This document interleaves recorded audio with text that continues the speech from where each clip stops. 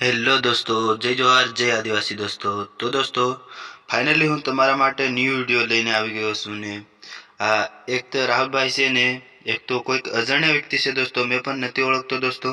તો દોસ્તો इंस्टाग्राम में इसने रील डाली तो दोस्तों राहुल भैया को क्या गलत बोला तो गाल पाड़ નથી દીધી દોસ્તો, પણ કંઈક અજીબ બોલ્યો છે દોસ્તો. તો तुम બે શબ્દ સાંભળી શકો તો દોસ્તો ક્લિપ બતાડું તમને, બન્યા રહેજો. રાહુલ ભુરિયાનું કહેવાનું એમ થાય કે ભાઈ તમારી જેવો હું નહીં મળે એમ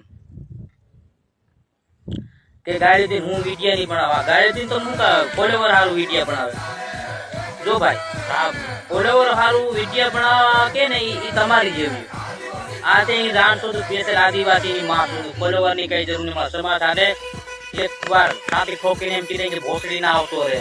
તમારી જેવી લાંડીઓ નહીં મળે. હું મોટા સિંગર થાય તમે સિંગર હોય ને ભલે મોટા, બાકી આવી રીતે વિડીયો તમે આદિવાસી ઉપર આરોપ નાખો આદિવાસી તને એ તમારું નહીં સારું ભાઈ, હે ને, એ ધ્યાન રાખજો.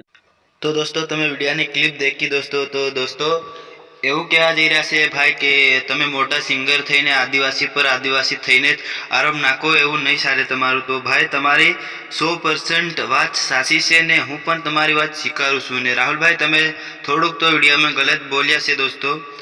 રાહુલ ભૈયા તો થોડું ગલત બોલી ચૂક્યા છે દોસ્તો.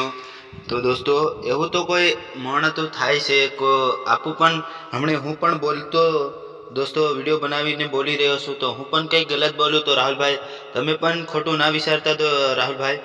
તો રાહુલભાઈ તમને હું એટલું કહેવા માંગુ છું કે તમે એક વિડીયોમાં ગલત કીધું, પણ બીજો વિડીયો તમારા આઈડી પર આવ્યો છે, એ વિડીયો મને સારો એવો ગમ્યો અને તમે સારો એવો જવાબ ઉઠાવ્યો આદિવાસી માટે.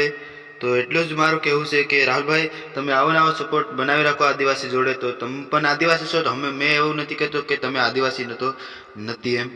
તો બસ એટલું કહેવા માંગુ છું. તો દોસ્તો આ વિડીયોને કોઈ દિલ પર ના લેતા. અને એક બીજી વાત કે રાહુલ ભૈયા દોસ્તો એક વિડીયોમાં ગલતી થઈ ગઈ છે, પણ બીજો વિડીયો રાહુલ ભૈયાની આઈડી પર આવ્યો છે દોસ્તો. તો એક નમૂનો બીજો પણ છે એવો કે આપણા આદિવાસી સમાજને ફરીથી ગાળો બોલે છે.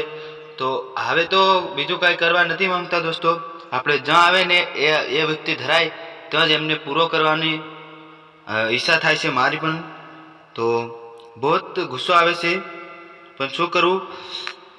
બસ એટલું જ મારું કહેવાનું છે કે રાહુલભાઈએ કંઈ ગલત નથી બોલ્યા અને બોલશા પણ નહીં. તો એટલું જ મારું કહેવાનું છે.